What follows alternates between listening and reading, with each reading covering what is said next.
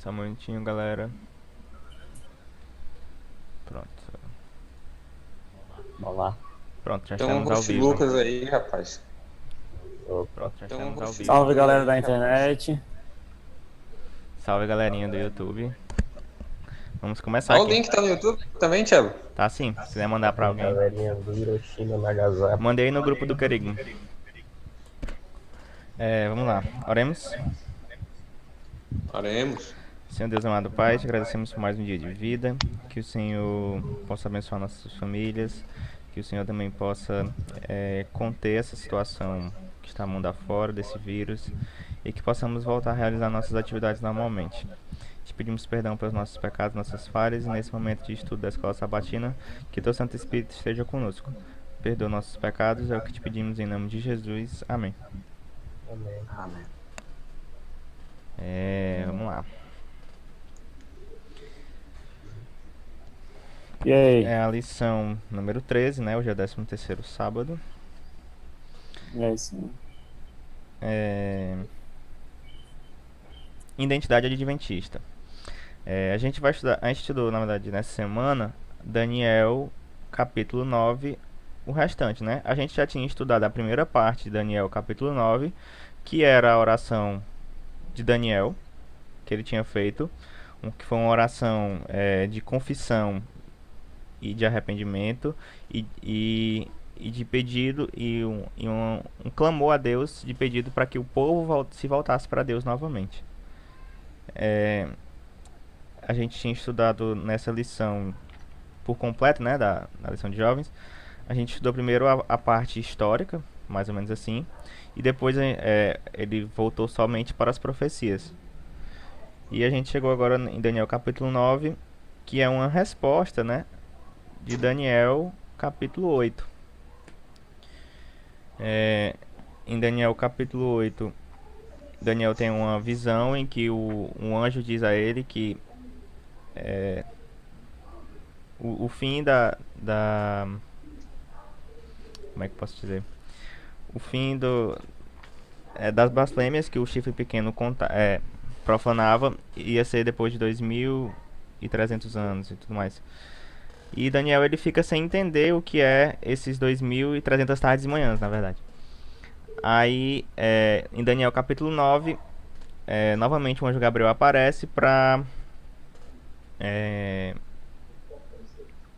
dar mais um entendimento a Daniel sobre esses 2300 tardes e manhãs.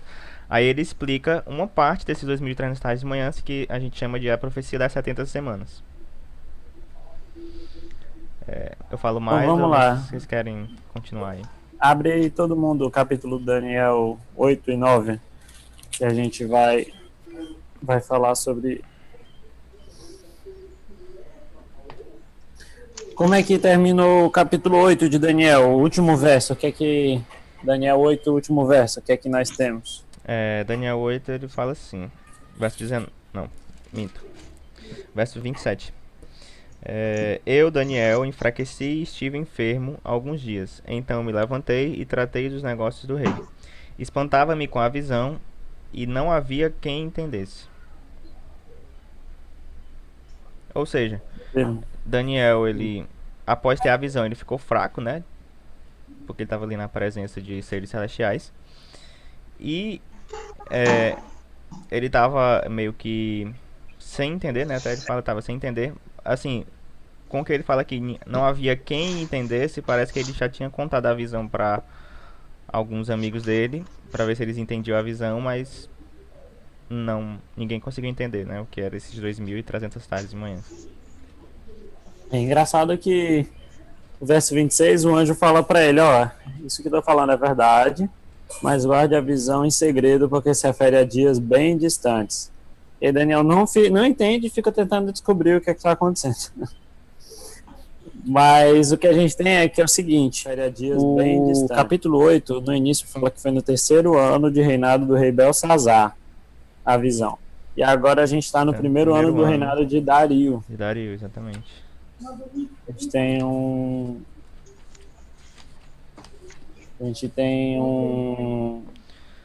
período de tempo, né? Um período aí de tempo, algum tempo. É um intervalo de 13 anos.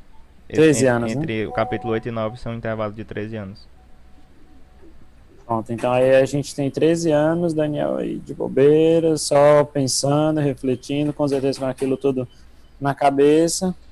E aí ele fala que ele estava estudando os livros e aí ele entendeu uma outra parte da profecia, que seria do retorno para Jerusalém do povo. E aí tem a questão da oração, né, que a gente já leu em outras lições. Mas ele está pedindo. O engraçado é que ele está pedindo sobre. Faz a oração, né? Retorno à aliança e tudo. Aquele negócio que a gente falou, né? Eles estavam em exílio e Deus tinha prometido que eles iam sair do exílio de qualquer forma. E aí ele está orando por isso. E aí, a partir do verso 20, né? Que é o tema da lição especificamente, esse trecho profético, essa perícope de 20 ao 27. Que é o que acontece é o seguinte, ele fala, ó, verso 20, enquanto eu ainda orava, falava, confessava o meu pecado e o pecado do meu povo de Israel, e lançava a minha súplica diante do Senhor, meu Deus, pelo monte santo do meu Deus, assim enquanto eu assim orava, Gabriel, o homem que eu tinha visto na visão anterior, veio rapidamente, voando e tocou em mim. Era hora do sacrifício da tarde. Ele queria instruir-me e falou comigo, Daniel, agora eu vim para dar você inteligência e discernimento. Quando você começou a fazer suas súplicas, foi dada uma ordem e eu vim para explicar tudo a você, porque Deus o ama tá no muito. YouTube, nossa live. Portanto, preste atenção à mensagem e entenda a visão. Então, Daniel, além de tudo isso, ele estava orando e estava pedindo faz tempo, e o anjo já... Essa oração dele tem outro peso, né? Não é simplesmente da volta do povo, mas o anjo veio para explicar a profecia anterior. Eu já vi um comentário de que existe algumas chances de que Daniel imaginava que a profecia do texto anterior estava falando sobre a volta do povo a Israel, a terra, né? Sim. E que ele começa a orar por isso e Deus volta para dizer, olha, eu vim só te explicar que não é sobre isso, é sobre outra coisa. Aí ele volta para falar da outra profecia, porque Daniel está falando sobre uma coisa e o anjo vai falar de uma profecia que estava passando. Então pode ter essa ideia de que talvez Daniel estivesse trocando um pouco as bolas e o anjo veio para deixar tudo mais claro para ele. Aqui nesse livro que acompanha a lição, o autor, ele é um pastor, né? É o pastor Elias. Ele fala que talvez Daniel tivesse entendido que iria se estender mais ainda o cativeiro. Quando ele falou de 2.300 tardes e manhãs. Exatamente. Como se Daniel tivesse pensado, nossa, peraí, os 70 anos da profecia tá acabando, mas... Como se Daniel tivesse pensado, nossa, peraí, 70 anos. E aí, Pires? Mas... perdi o raciocínio. Sim, como se os 70 anos de cativeiro babilônico tivesse acabando, mas que se fosse estender por mais 2.300 tardes e manhãs, né? Daniel podia ter pensado isso também. É isso. Isso mesmo. E aí vem a profecia das 70 semanas aí para dar uma aliviada aí e aumentar e abrir a cabeça de Daniel para que era mais, né? Tem outra coisa, não é sobre isso que a gente estava falando, Daniel.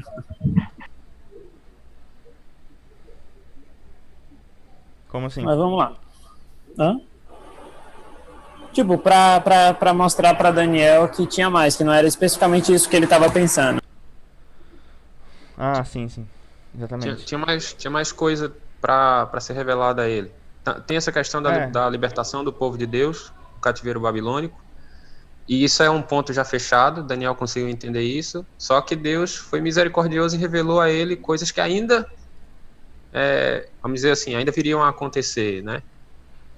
Pontos específicos da profecia, com relação a, por exemplo, né, a questão do início do juízo investigativo e determinadas peculiaridades que estão no livro de Apocalipse, com relação a isso, não. Deus, ele fala de maneira muito clara, né? Olha, sela, e interessante porque ele diz assim, sela o profeta, né? Porque essas coisas estão reservadas para dias muito distantes, ou seja, tem coisas que realmente só vai ser revelada para as pessoas que viverem naquele tempo. Mas com relação a esses outros demais, me permita o uso da expressão, deslindres da profecia, eu vou revelar a você. É tanto que o anjo que foi enviado por Deus, ele fala exatamente isso, né? Você olha ali no verso 22, ele diz: instruiu-me, falou e disse-me, Daniel, eu vim para te ensinar, para que você entendesse a visão. Desde o começo das tuas preces, saiu da boca do Senhor um oráculo, e eu vim para te fazer entender todas essas coisas, porque você é um ser humano muito amado. Tu, pois, toma bem o sentido do que vou te dizer-te e compreenda a visão. É massa, ela ser muito amado. Então é isso, né? Daniel entendeu o lance das 70 semanas. Deus ainda foi misericordioso, revelou mais algumas coisinhas aí com relação às 2.300 tardes e manhãs. É o que o pastor vem falar aqui. Ele fala assim: embora Daniel tenha orado fervorosamente pelo perdão do seu povo e a restauração da cidade, Deus deu a ele uma revelação muito maior do que ele tinha pedido. Exatamente. Que abrangia muito mais do que ele havia pedido. A manifestação da misericórdia de Deus, né? Daniel também não saiu entendendo muita coisa, não. Tipo, Daniel não entendeu tudo. Mas Exatamente. É aquele negócio da bênção, né? A bênção na Bíblia às vezes funciona de um jeito que a gente não entende ou talvez não concorde. Tipo, Abraão, Deus chega para Abraão e fala: olha, eu vou te abençoar e vou te dar uma descendência muito grande. Abraão viu o quê? Ali os primeiros filhos, talvez ali um neto, dois, pronto, acabou. Acho que não, né? Acho que só foi o filho que ele viu, não viu o neto. Mas aí você vê que Deus abençoou ele com uma grande descendência. Deus chega para Raabe e fala: olha, a bênção que eu vou te dar é que você vai ser do grupo que vai gerar o Messias. A Raabe nunca viu Jesus pessoalmente, mas a bênção que ela recebeu foi essa: participar da linhagem, né? Participar do povo da linhagem e tal.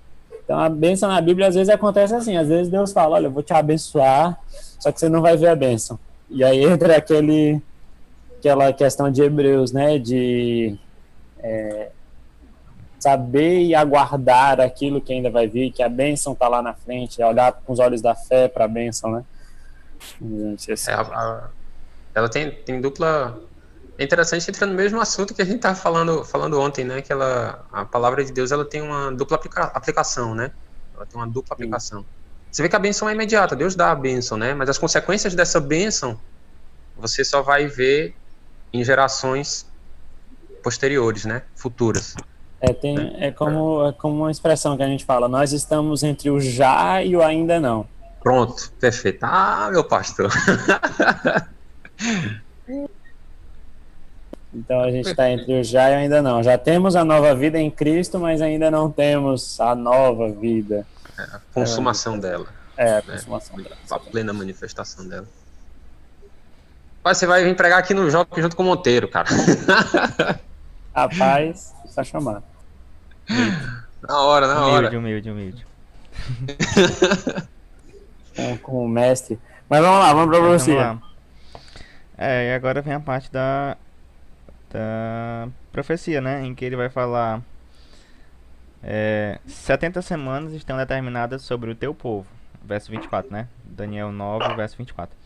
70 semanas estão determinadas sobre o teu povo e sobre a tua santa cidade, para fazer cessar a transgressão, para dar fim aos pecados, para expiar a iniquidade, para trazer a justiça eterna, para selar a visão e a profecia, e para ungir o santo dos santos. Sabe e entende, desde a saída da ordem para restaurar e para edificar Jerusalém, até a ungido ao príncipe, 7 semanas e 62 semanas. As praças e as circunvalações se reedificarão, mas em tempos angustiosos. Depois das 70... Pera, vamos com calma, Vamos lá, por partes. Por partes. O que é que faz a gente acreditar que essas 70 semanas estão ligadas às 2.300 tardes e manhãs? Vamos lá. Quando ele fala assim, 70 semanas estão determinadas sobre o teu povo e sobre a tua cidade santa. A palavra determinadas no hebraico significa é como se fosse cortada, né? 70 semanas estão cortadas sobre o teu povo. Esse cortado seria de um período longo, ou seja, em referência às 2.300 tardes e manhãs. É isso? Mais alguém quer falar? Sim, isso aí. Então a gente tem um grupo de 70 semanas retiradas de Retirados, alguma isso. outra coisa, né? De alguma outra E, coisa, o, seja e um a período mais outra coisa longo. que a gente imediatamente acabou de ler no livro de Daniel seriam as 2.300 tardes e manhãs, né? Sim, sim. E Daniel, Daniel não, e Gabriel, ele veio com o intuito de fazer Daniel entender a visão. Ou seja, ele ainda estava se referindo à visão que ele tinha tido 13 anos atrás, que era de 2.300 tardes e manhãs. E mais uma vez a gente vê o tempo que Daniel tem que esperar pra receber a visão. Tipo, não foi logo de imediato, né? Foram 13 anos. Alguém que já passou 13 anos orando por uma coisa só? Rapaz, Não. eu já passei uns 3, acho que 3, não, 3 não, tô mentindo, não. Acho um ano, quase um ano é alguma, eu acho, um ano orando por um propósito. Deu certo? Ah, teve resultados positivos, tá entendendo? Teve resultados positivos. Eu acredito que, como você falou, aquela questão, né? Eu creio assim, que determinadas coisas você recebe a resposta da forma como você deseja, e em outras você recebe a bênção, mas é como a gente tinha falado aqui na reunião, as consequências dessa bênção que já foi dada, você só verá posteriormente, né? Você só verá futuramente, tá entendendo? E eu creio que Deus ouviu minhas preces, sim. Orei muito, cara, naquela época, jejuei bastante, né? Obviamente guiado pelo toque divino, né? Eu acredito muito nisso. Eu acredito que Deus, ele... Muitas vezes a gente fala assim, olha, Deus não tem nada que você faça que agrade a Deus. Cara, a gente tem que parar com essa conversa, sabe? As pessoas têm uma ideia muito equivocada de Deus. Deus, ele se agrada, sim, dos seus esforços, do seu empenho, quando você se consagra e você se compromete com a palavra dele. E se não fosse isso, Deus não concederia bênçãos condicionais aos seres humanos. Isso está presente em toda a Bíblia, desde a Torá até o Apocalipse. Tá entendendo? Então, eu creio, sim, que a bênção ocorreu, eu posso não ter visto. Não, mas sem contar que, por exemplo, os sacrifícios subiam como aroma suave, agradável, né, a Deus. Então, tipo, Deus se agradava do sacrifício, Deus se agradava das coisas que as pessoas faziam, quando faziam pelo motivo certo, né, com a cabeça pensando na coisa certa. Perfeito, meu patrão. Agora você foi meu tradutor. Aqui a versão Jean-François da fala do Daniel Trajano. Do Daniel. Correto, pontual. Mas vamos lá, a gente sabe que essas 70 semanas foram colocadas, né, com todos esses objetivos, e ele fala que desde dada a ordem para restaurar e edificar Jerusalém. Quando foi isso? Sem olhar no livro, João. Opa, desculpa. 457. 457. Aí sabe. Não, eu sabia já. Qual é a pergunta? Quando foi que foi dada a ordem, verso 25, para restaurar e edificar Jerusalém?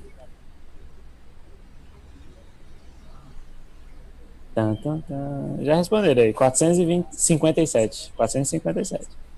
Antes de Cristo. É antes de Cristo, né? Porque depois de Cristo. Não tem como, né? Não dá. Pois é, galerinha. Mas foi de boa assim? Foi só um decreto e tchau e tome? Ou aconteceu outras coisas antes de sair essa ordem?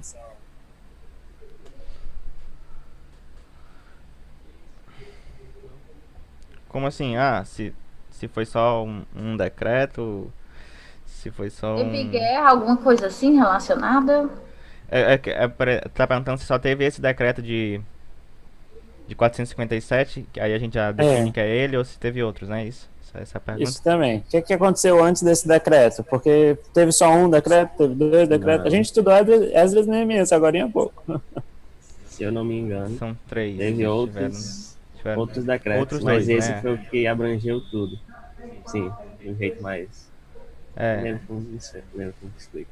Teve um decreto em 537 a.C. Isso está lá em Esdras 1, do 1 ao 4, que foi no primeiro ano de Ciro. Teve outro decreto no reinado de Dario I, que foi lá em 520 a.C. Não, pode, Tá lá no pode aí, capítulo viu? 6 de Esdras, do 1 ao 12. E teve o terceiro e o sétimo ano de Artaxerxes, que foi em 457 a.C. Aí por que a gente considera esse decreto como o decreto correto de 457? Por quê? Essa é a minha pergunta pra vocês. Responda aí, galera. Como é? Pode repetir? Tiveram 3 decretos, Sim, sim. 3 datas, né? 537, 520 e 457. Por que que nós como Adventistas do Sétimo Dia, cremos que o decreto correto a se contar, né? A data correta a se contar foi o decreto de Artaxerxes, em 457 a.C. Sim, sim, sim. Só um momentinho, viu? Rapidinho. Tá. Jean? Jean? Oi. Oi, tá me ouvindo? Nossos teólogos aí. Oh, Nossos abriu. teólogos. Jean Oi, e voltei. o vitamina de graviola. É o show, né? Oi. Vitamina de graviola tá aí também? O show? Ou não? Ah, é o Spurgeon aí. O Charles Spurgeon. Ah, Charles Spurgeon. Cadê Diga, o diga. nosso nosso Diga. profeta, Luiz Carlos? Os caras aí tá só observando. Esse cara sou eu. Opa, tava tomando banho. Carlos, dê um sinal de vida aí, macho. Me ajude aí. Só pegando bem rapidinho, gente. O texto no original, em hebraico, é desse verso 24. Tem como abrir aí? No meu aqui gente, eu abri, tá. Gente, Razão. Dessa expressão. só dando uma Oi? simplificada aqui. Dando uma simplificada aqui na questão. Lá em Daniel 9, né? A profecia, que, quando ela começa nas 77 semanas. Aliás, perdão. Sim, exatamente. É justamente para a reconstrução da cidade, né?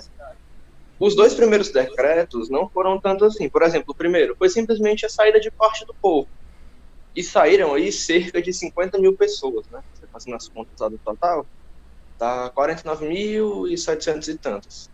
Né? O segundo também não foi para isso. O terceiro decreto é que realmente foi para a reedificação da cidade, né? Que no caso não foi completada imediatamente, ela foi completada depois. Mas basicamente isso, né? Porque só o terceiro decreto, Ele é o o mais de completo, Artaxerxes né? em 457, que foi de fato para reconstruir, né? E ele é o único que menciona uma intervenção de Deus. A gente vê lá em Esdras 7. Deixa eu ver aqui. Esdras 7.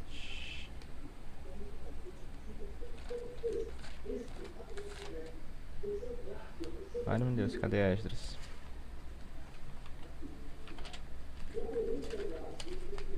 Aqui.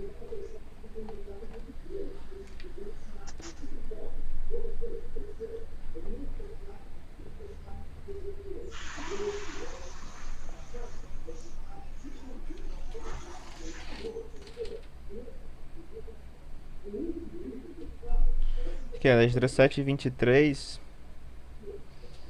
Ele vai falar que tudo quanto se ordenar segundo o mandato do Deus do céu, ou seja, é o único que tem uma intervenção divina. Deus mandou reconstruir.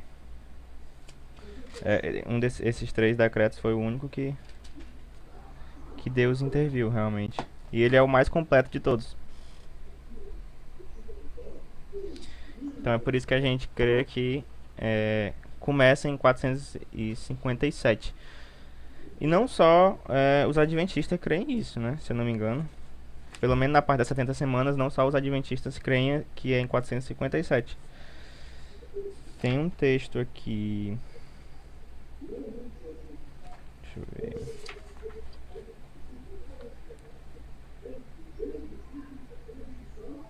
Não tô achando. Mas se eu não me engano, os evangélicos também creem que começa em 457.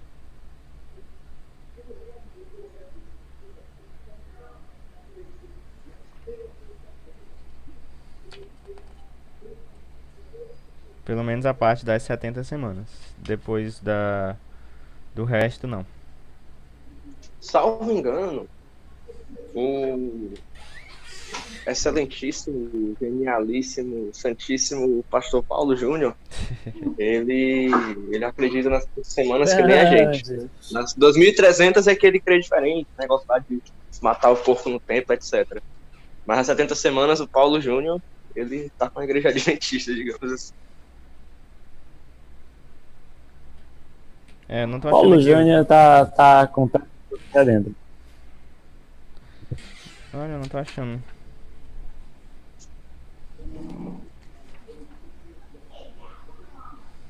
Ó, Jean, me corrige aí se eu tiver equivocado. Tá me vendo? Certo? O Shoa, nosso profeta Luiz Carlos. Eu tô com um texto aqui, eu peguei um texto aqui,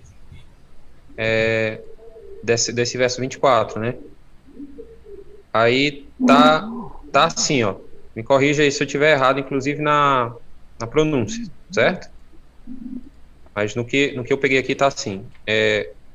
Shavuim Shivem Neratar a Amerá Vier Ir Kedeshra. Né?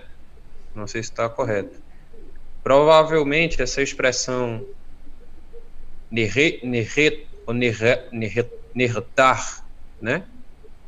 Seria aquilo que é traduzido nas Bíblias como foi cortada de, né? Em algumas aparece como foram fixadas, né? Na tradução que eu tenho aqui... Determinadas também. Na tradução que eu tenho aqui, o problema é sempre o tradutor, né, cara? Tradutor e tradutore, né?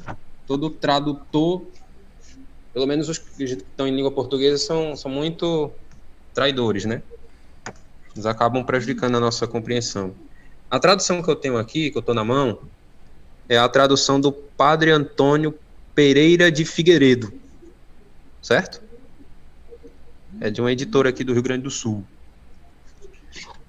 Aí, vocês estão me ouvindo, gente? Oi, alô? Sim, pode falar. Estamos ouvindo, Pronto. pode falar. Pode falar. Estamos aqui na tradução dele, no capítulo 9, verso 24. Interessante, ó, ele bota assim, ó.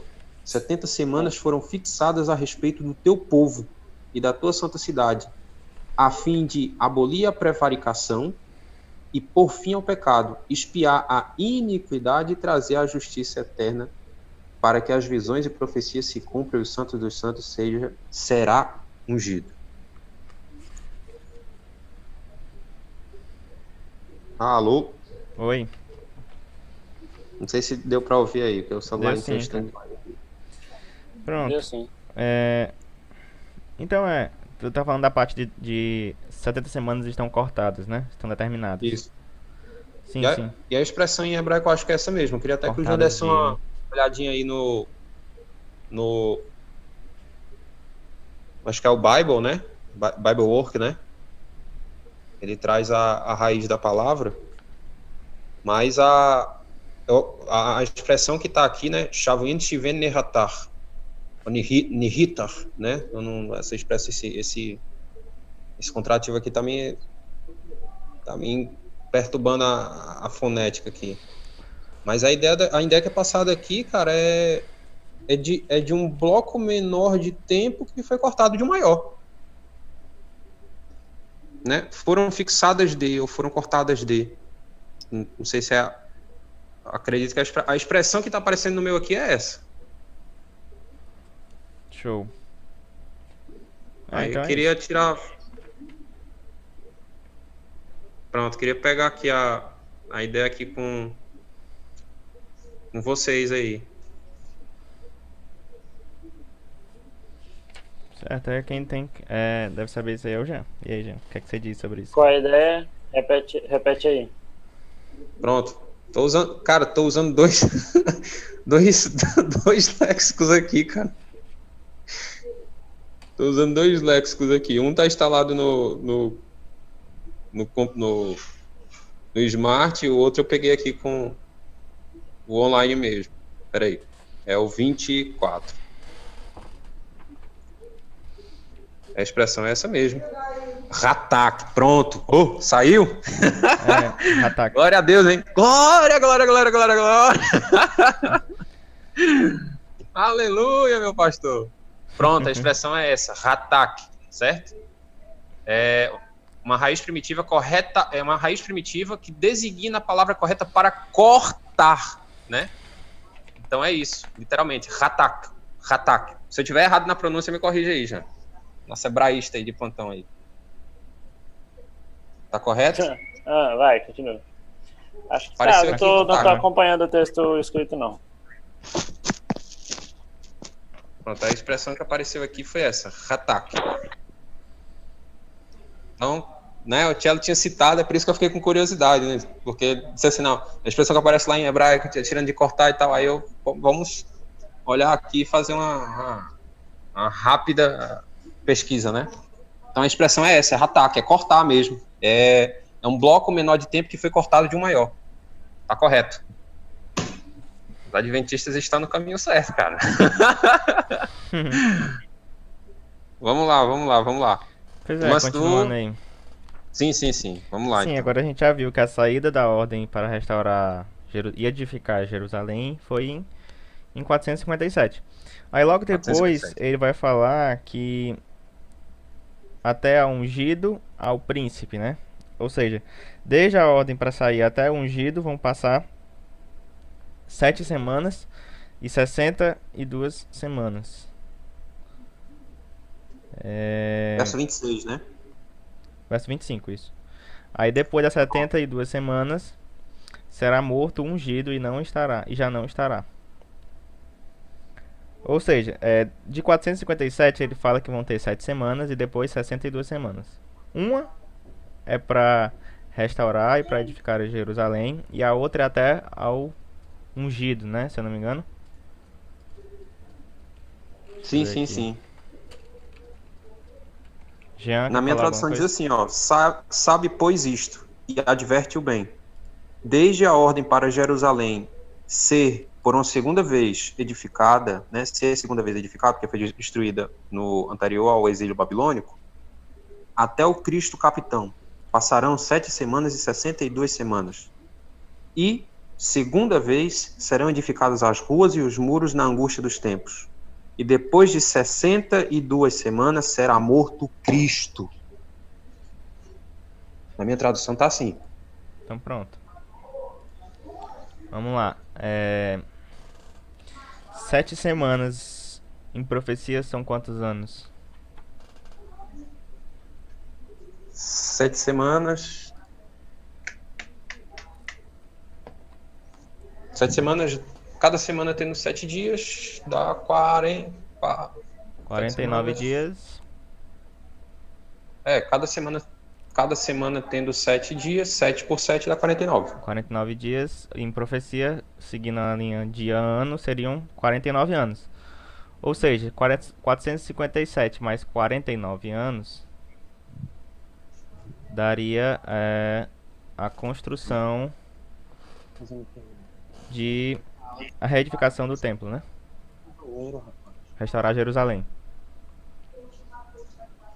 E depois mais 62 semanas até a chegada do Messias, né? Até ungir o príncipe. Ou seja, deixa eu só pegar aqui um gráfico. Ei, João. Mostra o gráfico aí pra gente, cara. Bota aqui. João. Oi. Ei, João. Eu tenho um slide aqui que tem os 3 decretos, né, explicando o ano de cada um e inclusive essa linha do tempo. Quer que eu te mande no WhatsApp? Pera aí. Mostra aí, é melhor, Luiz. É que eu não sei compartilhar a tela. Aí eu acho que é mais fácil eu mandar pro João e ele botar no computador. Vou tentar compartilhar a tela aqui. Pera aí.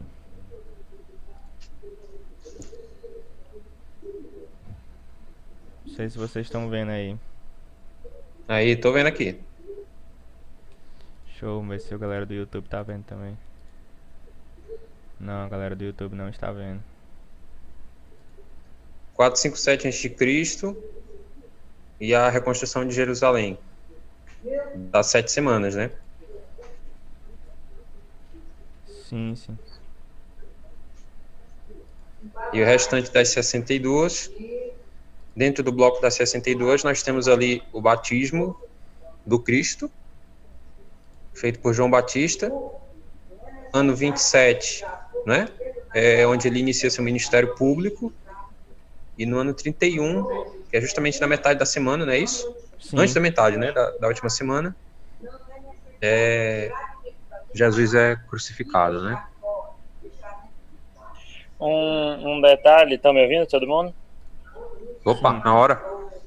Show, aqui eu tive uns problemas técnicos aqui, quase que eu não consegui voltar, mas tudo bem. Uma piada, né? Jesus nasceu antes de Cristo, né? Uhum. Nasceu aí alguns anos antes de Cristo. Nasceu. Exatamente. Mas o meio da última semana, né? Que nós temos a morte dele, ungido será morto. O termo para morto é o verbo hebraico karat, que é o cortar no sentido de sacrifício. Então, é um sacrifício. Então, o ungido será sacrificado, né? O Messias será sacrificado. Exatamente. E também, mais uma vez, lembrando aquela... aquela... o mesmo termo para aliança, né? Aliança, exatamente. Que eles cortavam os animais e tudo mais. Passava no meio e tal. Então aqui a gente tem o sacrifício de Cristo sendo um sacrifício mesmo, como o do Cordeiro, e com um valor também de aliança, que vai acontecer no meio, né, das 70 semanas, da última semana.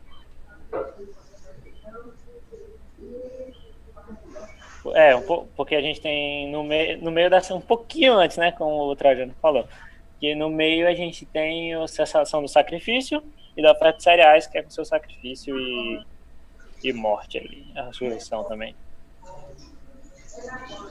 Ele cessa tudo nesse período. Não, pode concluir. Não, conclui já. Não, assim, tipo, eu tava lendo aqui, relendo esse blocozinho do texto, e do verso 24 até o verso 26, como você colocou aí, tá correto, tá corretíssimo. Eu vejo que tudo aqui ele está falando, na verdade, do ministério do próprio Messias. Tá entendendo? Tô vendo que ele está fazendo uma ênfase no ministério do Messias. Assim, em que sentido? Lógico, respeito às divergências e tudo mais, tranquilo. Mas eu vejo o seguinte, por exemplo, quando é dito aqui no verso 25, assim, ó, sabe... Vou ler na tradução que eu tenho aqui do padre aqui, certo? Não é o João Ferreira, não.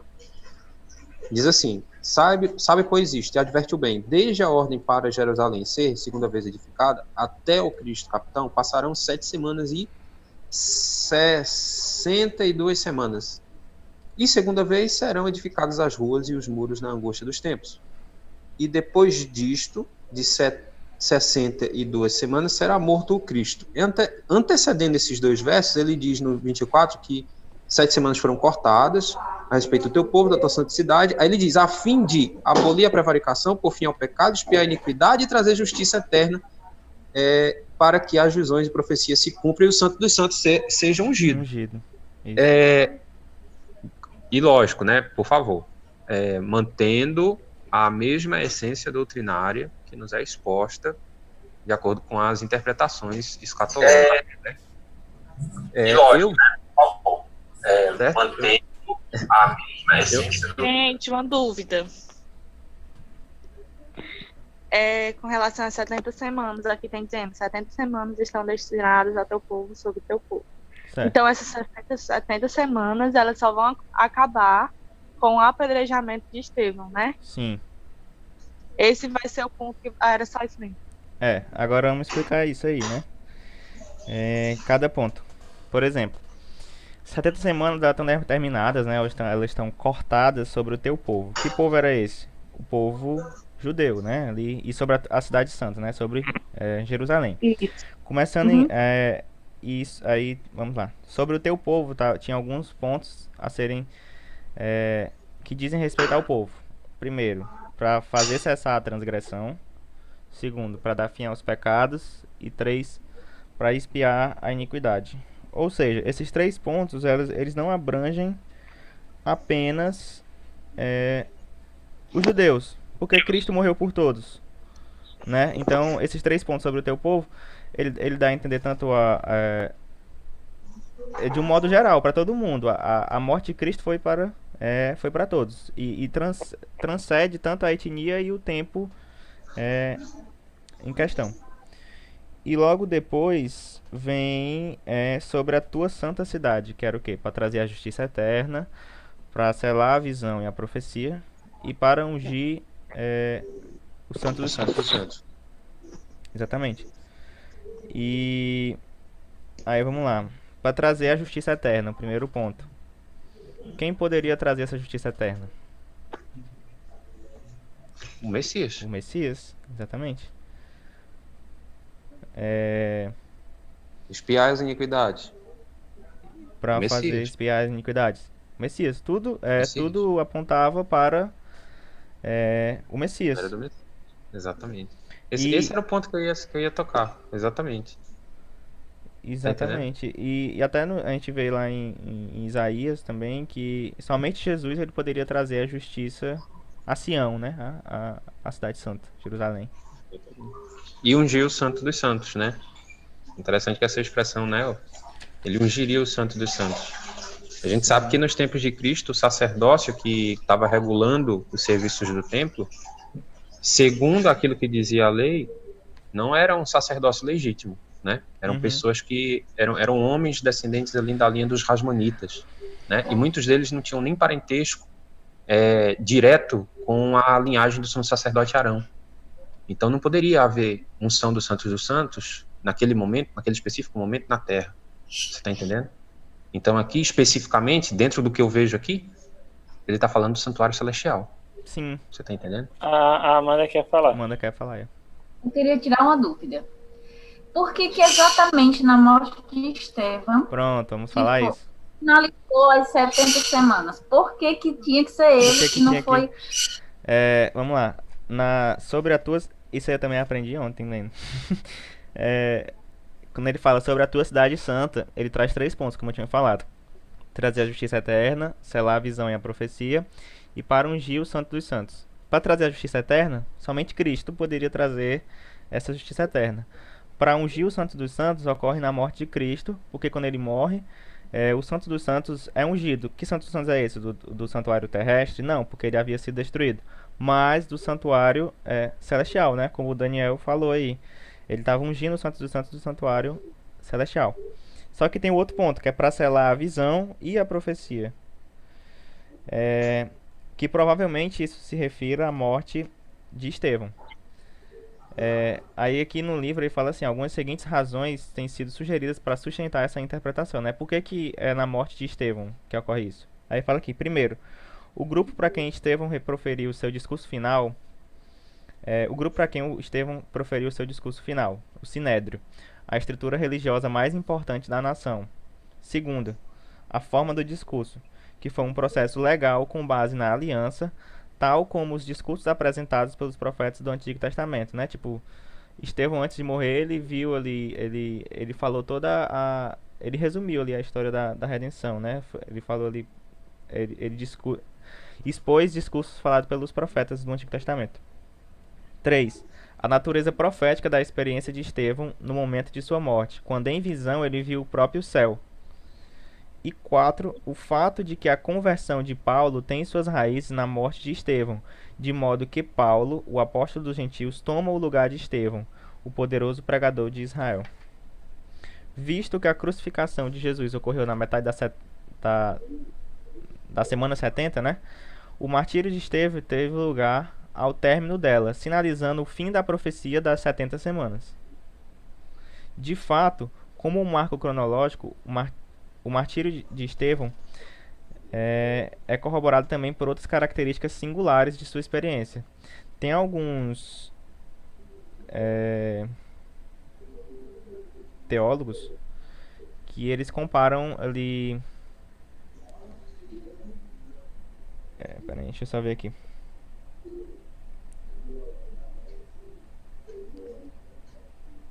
Pronto, ó. Tem um cara chamado Alford, ele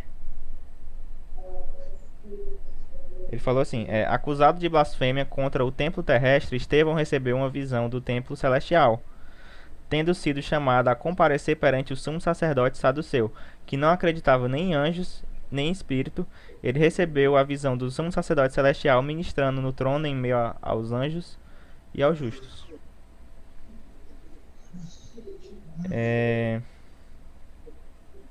Tem alguns teólogos também que comparam Estevão com o próprio Jesus, né? Que as acusações contra Estevão foram as mesmas, a condenação foi a mesma, e as orações que eles fizeram foram as mesmas.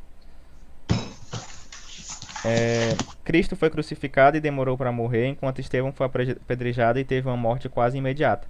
Cristo foi abandonado pelo Pai, ao passo que Estevão contemplou a radiante glória de seu Deus, Senhor e Salvador.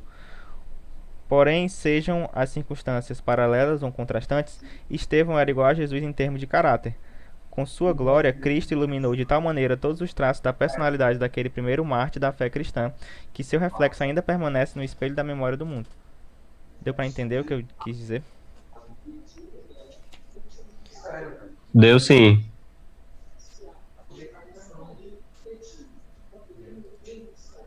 Bem, é isso. Eu também não entendia o porquê que terminava com Estevão, mas pelo que eu li, né, que o pastor aqui falou, esse pastor Elias, como Jesus ele morre na metade da última semana, das 70 semanas, um outro marco que marcou a última semana, né, os outros 3 anos e meio depois que Cristo morre, foi a morte de Estevão, assim, fechando o fim das profecias. Assim como tinha falado lá em Daniel, que era para selar a visão e a profecia.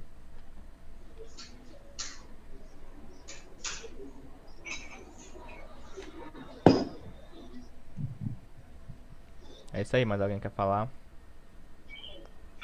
Sim, eu acho que foi bem incisivo os comentários já. Pronto, e ungir o Santo dos Santos fazia referência ao santuário celestial, né? Como o Daniel tinha falado aí. Vocês têm mais algum comentário? Dou-lhe uma, dou-lhe duas, dou-lhe 3. Guaraná. Hã? Dole Guaraná. Dole o melhor. Dole Guaraná. Alguém bloqueia o Luiz Carlos, pelo amor de Jesus. Olha, então vou fazer já que, né, agora 11 horas vão começar as transmissões a maioria dos cultos já começaram, mas vai ter a transmissão oficial, né, 11 horas. Então vamos fazer um apanhado aí de 10 minutos sobre tudo, né? Temos Daniel orando, já falamos da oração alguns sábados atrás, aí a gente tem a parte da profecia das 70 semanas, que é um bloco de dentro da profecia de 2.300 tardes e manhãs, correto? Correto. Então a gente tem esse bloco que ele... então a gente tem a data para 2.300 tardes e manhãs começarem a partir das profecias das 70 semanas, que foram um bloco deles. Que começou em que ano? 457 a.C. 457 a.C. E aí nós temos 49 anos para a reconstrução de Jerusalém e tudo. E aí nós temos até o ano 27 depois de Cristo, que é quando acontece o quê? O final das 69 semanas. Mas o que é que acontece nesse final? A morte de Estevão. Não. Ungido. 69. Ungido batizado, né? Batismo de Jesus. Isso, né? O início do ministério público de Cristo. Aí a gente tem o período aí de meia semana até que o ungido seja sacrificado. Uhum. E aí sobra-nos outra meia semana aí para o fim das 70 semanas e desse grupo aí de tempo que tinha a ver diretamente ligado um pouco com o povo de Israel, mas a gente sabe que essa profecia não é só para o povo de Israel, é uma profecia para o mundo mesmo, né? Tem muitos aspectos que envolvem o povo de Israel, mas o objetivo dela é é maior do que simplesmente Israel. Não é simplesmente a negação, sei lá, de Israel, porque Israel já sofria porque não tinha rei davídico que fazia parte da aliança, né? Não tinha, já tinha um bocado de coisa, o templo nunca foi mais preenchido como antes. E, então não é simplesmente no final das 70 semanas que o povo de Israel já estava baqueado, né, vamos dizer assim, já estava meio mais ou menos com Deus. O povo de Israel já fazia tempo que estava mais ou menos com Deus, né? Nas 70 semanas a gente tem a vinda do Messias e tem toda uma coisa muito maior. Sim.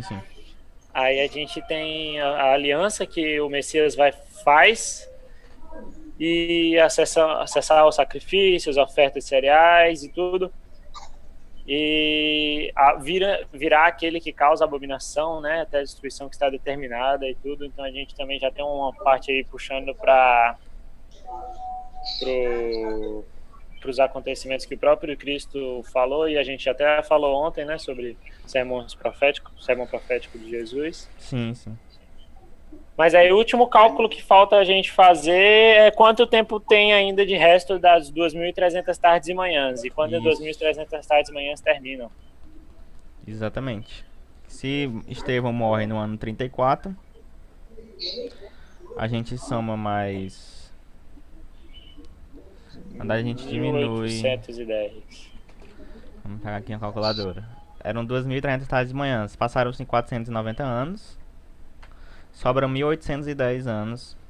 Somando com 34, que foi o ano da morte de Estevão, a gente chega a 1.844. E como a visão tinha a ver com a purificação de santuário, que é o dia da expiação, né, um termo explicitamente ligado ao dia da expiação, a gente colocando no calendário judeu, né, a gente tem que foi no 7º dia do 7º mês, se eu não me engano. 10º dia do 7º mês. 10º dia do 7º mês, obrigado. E aí, no nosso calendário, nesse ano específico, deu dia 22 de outubro de 44, né? 1844. Isso. E mas naquela época teve uma... Assim, eu sei mais porque eu vi pelo filme mesmo, tá? Que teve uma discordância aí de datas, não foi? Mas não foi sobre o ano, pelo que eu entendi. Acho que foi sobre o dia. Não lembro muito bem. Tem um detalhe. Se a gente faz o cálculo rápido, a gente vai chegar em 1843. Porque nos números, né, quando a gente usa matemática, o zero conta, só que não tem ano zero. Então, tipo, se você faz uma conta rápida, tanto é que começa assim, né, botando 1843. Você faz uma conta rápida de 457, você chega a 1843 com as 2.300 tardes de manhã, só que você tem que tirar um ano porque não tem ano zero. Foi de 1 antes de Cristo para 1 depois de Cristo, né? Então a gente corta esse ano zero e aí vai para de 44 para 1840. De 43 para 44. E também teve a ideia do medo de colocar uma data específica, né? Porque eles pensavam ser a volta de Cristo. E aí marcar a data específica não rola para a volta de Cristo, né? Então o que é esse dia específico aí? É o dia do dia da expiação. O dia da expiação ele tem uma data no calendário, que é quando o sumo sacerdote entra e vai purificar o santuário, né, tem toda aquela festa. E já começou? Oi? E já começou? Começou, essa purificação começou. Ela acontecia no 10º dia do 7º mês, que era quando o sumo sacerdote entrava no santuário e fazia lá toda essa parte da programação do santuário, né? Da rotina do santuário, da rotina anual. E aí a gente tem em 1844, o dia equivalente, né, ao 10º dia do 7º mês, era o dia 22 de outubro. E nesse dia, Cristo ele entra como sumo sacerdote no Santo dos Santos para fazer a parte que o sumo sacerdote fazia, né, de expiação e de limpeza do santuário. Só que o que o sacerdote fazia em um dia, Cristo ainda está fazendo. E ele vai parar de fazer momentos antes de aparecer nos nossos céus. Exatamente. Isso, mas nesse momento ele está fazendo o julgamento, né? Nesse momento, Jesus está fazendo o julgamento e está intercedendo ao mesmo tempo. Quando ele se levantar, né? Que acho que é Daniel que fala, Daniel, né? capítulo 12, exatamente. Jesus vai se levantar, ele vai... Acabou ali o julgamento, né? Os livros ali diz que o anjo vai e sela, né? Acho que tem uma passagem que diz que, não sei se é Isaías, diz que o anjo, que ele vê o anjo, já terminou de selar, né? Terminar os salvos. Então Jesus terminou ali. Então naquele momento já está selado, acabou o julgamento. E então diz que vai na terra, depois que já estiver tudo selado, vai ter um tempo de angústia, né? Naquele momento ali. Mas já vai estar todo selado.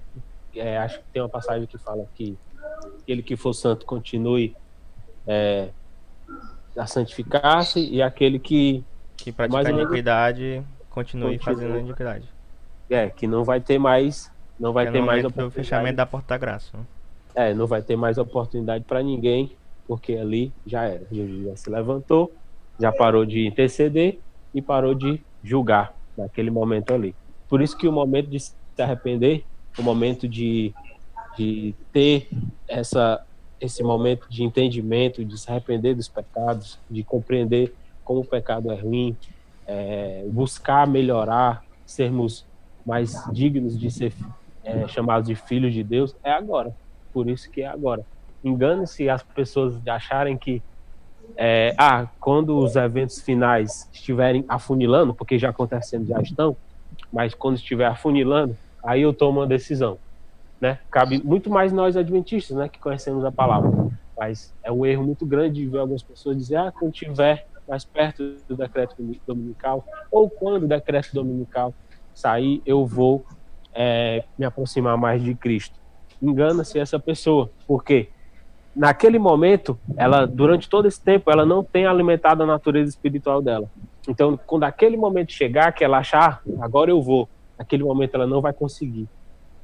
Não porque o Espírito Santo não vai estar agindo, porque ainda vai estar, mas vai ser muito difícil, porque ela não tem o costume de entregar os seus pecados, as suas fraquezas para Cristo, não tem o costume de orar, não tem o costume de se relacionar com Deus. E a gente sabe que a nossa natureza carnal, quando ela é alimentada, ela se fortalece, assim como a espiritual.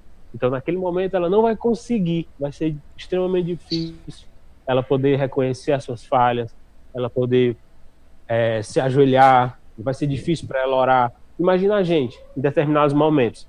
Não é difícil a gente ir orar, até mesmo orar, entendeu? Às vezes a gente tá com sono ali à noite, a gente ora de qualquer jeito.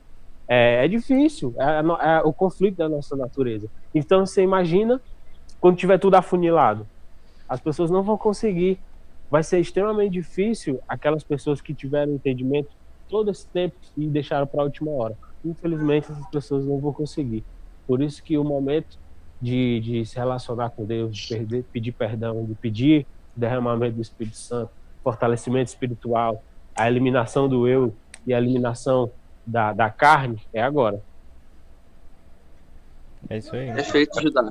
É como você querer correr uma maratona, né? Se preparando para ela no dia da maratona. Entendi. Biologicamente é impossível. Isso, mas isso aí que tu falou, a gente se acha muito esperto, porque a gente acha assim, não, quando Satanás for imitar a volta de Cristo, ele vai encostar no chão. Então eu vou ver, botou o pezinho no chão, eu sei que é falso, então eu não vou adorar. Isso. A questão é, o apóstolo João, em Apocalipse, ele no céu, tendo a visão no céu, do ladinho do trono de Deus, né, aparece um anjo para ele lá, né, falando algumas coisas, um anjo muito poderoso, e as pernas dele começam a tremer, né, e ele quer adorar o anjo. Então, assim, imagina a gente aqui na Terra, né, quando Satanás for tentar imitar a volta de Cristo. Então, assim, ou a gente se decide, né, fica do lado de Deus, ou a gente vai inevitavelmente pro lado de Satanás. Então essa é uma escolha que, como tu falou, a gente tem que tomar desde hoje, né? Ellen White fala que a chuva serôdia só vai cair sobre aqueles que desde hoje estão se preparando para receber, né? E Exatamente. não adianta você querer correr uma maratona se preparando no dia da maratona, né? Você tem que É um erro. se preparar desde antes. Isso é um erro assim, incrível, porque assim, nós temos o entendimento e o conhecimento das etapas. A gente acabou aqui de fazer a reflexão e das etapas, daquilo que vai acontecer, né? A gente sabe exatamente tudo aquilo que vai acontecer até Jesus voltar, até depois da volta de Cristo a gente sabe o que vai acontecer, né? Em algumas coisas. Então, assim, a gente que tem esse entendimento, a gente pega e fala assim, é muito perigoso isso, porque a gente sabe o que vai acontecer, então isso deixa meio que algumas pessoas confortáveis por saber exatamente quais são as etapas. Só que não vai dar. Na hora não tem pezinho no chão pra ver se é falso ou se é verdadeiro, não. Não vai dar. Parece até que tá tudo dentro do nosso domínio, né? Exato. Você imagina aí, que nem o Luiz falou, o exemplo, né? O cara que se prepara para correr a maratona um dia antes. Cara, ele vai querer muito correr a maratona. Ele vai querer muito chegar até o final. Muito, muito. Ele vai chorar porque ele vai querer chegar. Mas ele não vai conseguir porque ele não vai estar preparado. Entendeu? Não se preparou. Ele não se preparou. Ele podia chegar. Se ele tivesse começado a se preparar um pouco antes, entendeu? Então, por isso que esse é o momento. Vai ter muito disso. A porta da graça ainda vai estar até aberta. Mas como vai estar afunilado, muitas pessoas não vão conseguir porque tinham a oportunidade de se preparar antes, mas não se prepararam antes, deixaram para se preparar. Deve ser por causa disso que as pessoas dizem que de boas intenções o inferno tá cheio. Exato. É meio estranho, mas faz um pouco de sentido. E as coisas são muito sutis, gente. Não é escancarado, ele não vai chegar dizendo assim, papai, eu sou isso, eu sou o mal e eu vou fazer isso aqui para vocês acreditarem. Não é assim. Ellen White fala, inclusive, Amanda, que Satanás ele vai chegar proferindo muitas das bênçãos que o próprio Cristo proferiu aqui na Terra. Então ele não vai chegar, que a gente falou, não vai chegar falando maldição, ele vai chegar abençoando. Como se fosse o próprio Cristo, né? Com amor, ternura, calma, paciência. Ora, não vai. A Bíblia não fala que muitos vão chegar, Senhor, e eu vou dizer, não te conheço, mas Senhor, eu curei, eu expulsei demônios. Eu falo assim, mas eu não te conheço, não sei quem tu és. Então, assim, Satanás ele tem essa condição de passar esse tipo de milagres, né? Para as pessoas, entendeu? Mas não vai ser em nome de Cristo. Agregando positivamente o que tanto o Luiz falou, como o que o Judá falou, tem um texto que o Tchelo mostrou, acho que foi ontem, do Espírito de Profecia mesmo, também, onde ela diz assim, que o nosso preparo, a questão da nossa reforma, né, e a reforma que fazemos na nossa vida, visando um reavivamento espiritual, né? As reformas que fazemos na nossa vida visando um reavivamento espiritual, reavivamento e reforma. Elas não servem para fazer com que Deus, vamos dizer assim, se comova, né, e derrame bênçãos. Não, Deus derrama bênçãos diariamente. Mas isso nos habilita, e foi bom, isso chamou inclusive muito a minha atenção no texto, porque é exatamente assim que diz. Reavivamento e reforma nos habilita, nos prepara para recebermos, nos fortalecermos com as bênçãos advindas das mãos de Deus, né? Então essa questão do preparo que o Judá falou é fundamental, cara. Não adianta você querer se preparar no dia da prova. Poxa, tem uma prova daqui a uma semana. Mas se você tem uma prova daqui a uma semana, amigão, então se prepare começando de hoje. Eu estudar 30 minutos antes da prova, você não vai fazer uma boa prova, você vai tirar nota baixa mesmo. Não tem para onde correr. A gente olha o cenário que a gente está vivendo hoje, de pandemia, né? Rapaz, se você me falasse há pós-pandemia, né? Exatamente, pós-pandemia, já estamos na pandemia, né? Se você me falasse há 2 meses anteriormente, que eu estaria passando por isso hoje aqui, que nós estaríamos passando, você pode ter certeza que eu teria me preparado muito tempo antes, cara. Assim, tipo assim, olha, Daniel, a realidade de hoje, né? Que você tá vendo, de não sair, não ir pro supermercado direitinho, ter que voltar, ter que fazer determinadas coisas. Cara, eu já ia me arregimentando, tá entendendo? Eu não vou mentir, fui negligente com relação a isso aí. Quando eu olhava as notícias acontecendo lá na Ásia, eu achava exatamente isso. Eu falava, pô, acho que isso daí não vem pra cá pro Brasil não, cara. Acho que é um problema local lá. Olha hoje como é que a gente tá. Eu também pensei, nunca imaginei que esse negócio iria chegar aqui. Como muitas outras coisas que já aconteceram em outros lugares e nunca chegaram aqui. Então a gente nunca imaginou, né, que tomaria essa proporção. Exatamente. Quem tá vamos dizer assim, quem tá de boas agora, me permita o uso dessa linguagem, quem tá de boas agora, quem tá legal, quem tá bem, vamos dizer assim, quem tá seguro, tá mais tranquilo com relação a tudo isso que tá acontecendo, é o homem do campo. São as pessoas que estão em zona rural. Gente. Dizer que não é isso mesmo. Pessoas que estão afastadas das cidades nesse momento estão mais seguras, sim. Eu soubesse que queria... Quanto mais isolados, melhor, né? Até em relação à própria alimentação também, né? Porque a gente... O que tira a gente de dentro de casa é a alimentação. E a nossa alimentação está exposta ao vírus e tal, né? Porque as outras pessoas estão lá, estão pegando e tal, não sei o quê. E a pessoa do campo, ela sabe a procedência do alimento dela, né? Exatamente. Então tem que sair de lá por causa disso. Exatamente. Tem a questão tudo é preparo. Financeira, né? E a pessoa que está no campo, ela mesma produz o alimento e não precisa, tipo assim, não tá desesperado, tem que pagar cartão de crédito e cadê? Não tem dinheiro porque tá tudo parado. Dependendo do campo, né? Dependendo do campo. Eu tava engenheiro Coelho, lá em São Paulo. A questão de lá, que trouxe logo a gente pra cá, né? É porque lá não tem coisa muito, sei lá, tem posto de saúde, mas para ir para o hospital você tem que ir para outra cidade. Ou tem que sair do NASP mesmo e vai para Engenheiro mesmo, no centro da cidade, lá tem um hospital, mas provavelmente a gente seria encaminhado para outro, né, se tivesse algum outro problema. Mas lá o pessoal de Engenheiro, como tem muita gente do NASP, tem muita gente que vai todo final de semana para São Paulo, para a capital. Vários amigos nossos iam constantemente para a capital, e aí alguns já chegaram voltando com sintomas estranhos, e teve um grupo específico que um cara foi para São Paulo e voltou doente, né, com o coronavírus. Então, assim, a gente também tem esse cuidado. O ruim é que quando chega nesses lugares mais afastados, a busca por ajuda é mais complicada, né? Tem isso também. O ideal era se isolar mesmo da cidade, né? O ideal era esse. Né? Interessante. É porque a ideia que a gente fala de uma pessoa do campo afastada e tal, é a pessoa que tem a sua propriedade, que tem a sua horta, que tem a sua tudo, né? Que tem a condição de se manter, né? Então essa pessoa aí, ela tá no melhor. Tem um exemplo aqui, da família aqui. Ela mora em cima da serra aqui. Lá em cima tem banana, tem manga, goiaba, tem muitas frutas lá em cima. Eles têm as próprias hortas, eles fabricam os próprios temperos, entendeu?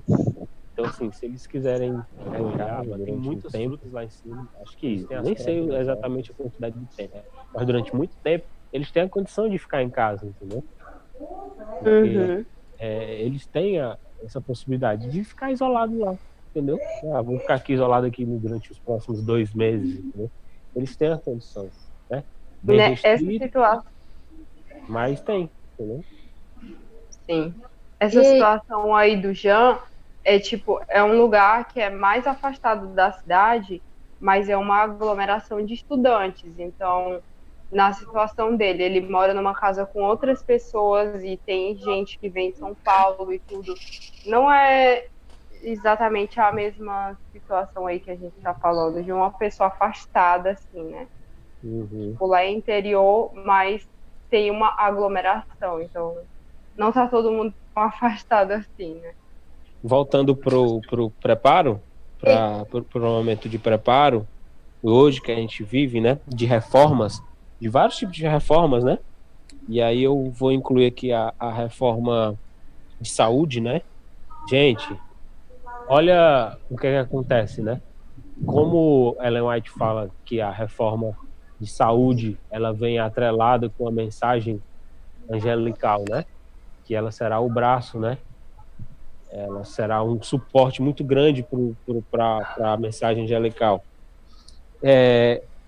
Olha só, como que o estilo de vida, uma alimentação saudável, seguir os 8 remédios, como isso nos traz uma condição melhor para o restante da população, né? Das pessoas que não têm esse hábito, né? Você vê a própria China, né? Eu estava vendo aqui que eles estão tratando as pessoas de coronavírus com a bile de urso.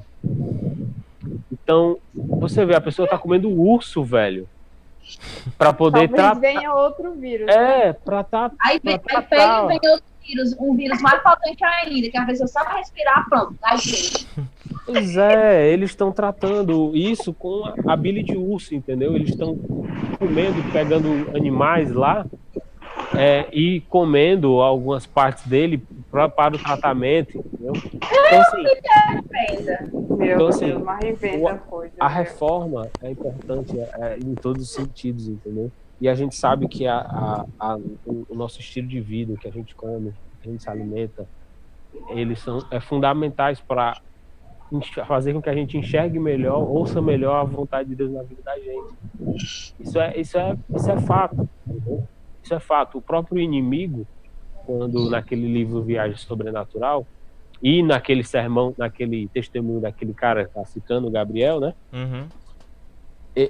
O inimigo diz para ele não comer carne, diz para ele se alimentar 100% vegetariano, entendeu? Para ele não comer carne. Diz exatamente para ele fazer todos os 8 remédios, entendeu? Para eles terem uma alimentação balanceada. Para quê?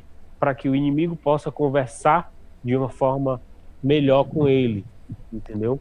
Então, assim, a nossa alimentação, o nosso estilo de vida também é uma reforma que a gente precisa fazer para que no final, agora, na reta final dos tempos, a gente tenha uma alimentação melhor, tenha uma condição de saúde melhor do que os demais e tenha a condição de receber com mais clareza a mensagem de Deus. Exatamente.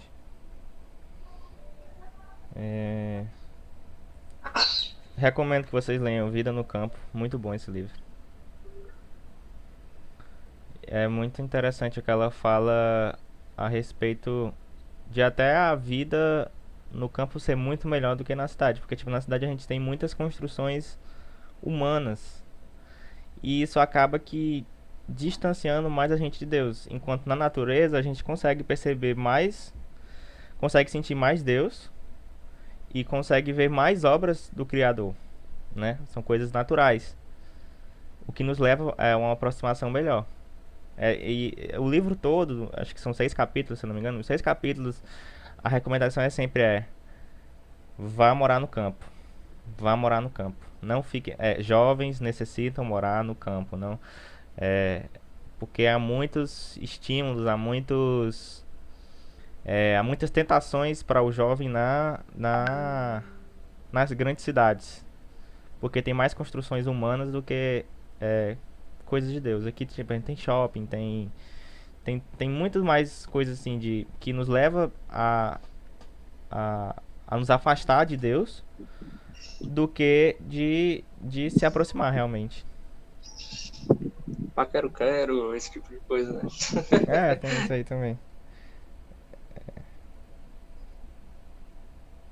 Pois é. E voltando pra gente terminar sobre o livro de Daniel, né?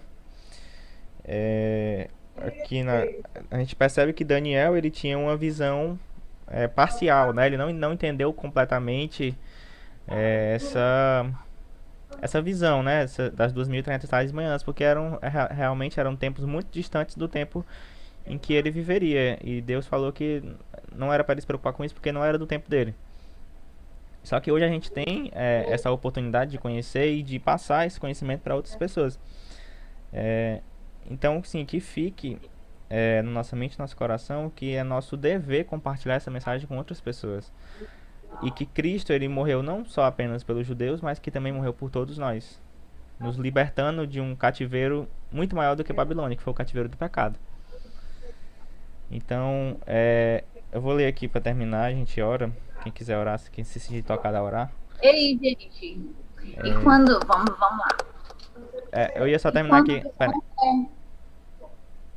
Eu ia terminar só de ler aqui uma citação de Caminho a Cristo, página 62, que diz assim: não possuímos em nós mesmos a justiça necessária para satisfazer as exigências da lei de Deus, mas Cristo providenciou uma solução. Ele viveu na terra em meio a provas e tentações, iguais às que temos de enfrentar, e viveu uma vida sem pecar. Morreu por nós e agora se oferece para nos tirar os pecados e nos dar sua justiça. Ao se entregar a Ele, aceitando-o como seu Salvador, você, graças a Ele, será considerado justo, não importa o quanto sua vida tenha sido pecaminosa. O caráter de Cristo substituirá o seu caráter e você será aceito diante de Deus como se não tivesse pecado. Vai falar, mano. Amém. Amém. Nada. Amém. Perdi o raciocínio. Sorry. Pois é, e quem quer orar? Débora.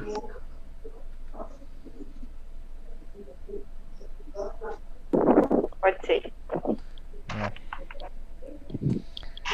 Vamos. Senhor, obrigado por mais um sábado, podermos estar aqui juntos de forma virtual, mas estudando um pouco mais sobre a tua palavra e descobrindo novas coisas e reforçando outras também. Nós te agradecemos por isso, Senhor. Obrigada por poder nos dar essa oportunidade de podermos estar juntos, mesmo nessa situação tão difícil que a gente tem vivido. Eu acho que ninguém aqui nunca viveu um negócio parecido com esse, então nós também queremos te pedir pelos nossos familiares e pelos nossos irmãos da Igreja do Benfica e por todos os outros que estão por aí mundo afora, que o Senhor cuide de nós nesse momento tão delicado, que o Senhor cuide das nossas vidas, Senhor, que o Senhor também possa, através de nós, trazer um reavivamento nas nossas vidas mesmo, para que esse momento em que nós temos olhado um pouco mais para a nossa solitude, para a nossa intimidade, para a nossa relação contigo, Senhor, que o Senhor possa nos fortalecer nesse momento e causar mudanças não só no mundo que a gente vive, mas também dentro de nós. Amém. E nós te pedimos pelo derramamento do Espírito Santo para que o Senhor venha sobre nós e que nós possamos mudar muitas coisas depois de tudo isso e durante tudo isso também. E é o que nós te pedimos e te agradecemos por Jesus. Amém. Amém. Amém. Amém. Amém. Amém. Pronto. Alguém tem aí o link do culto de hoje? O oficial, qual é o que tem da... Eu acho que é Adventistas Brasil, não, Adventistas Ceará, não sei. Ceará? Mas é no Instagram? Aonde é? Eu acho que é no YouTube. É o YouTube.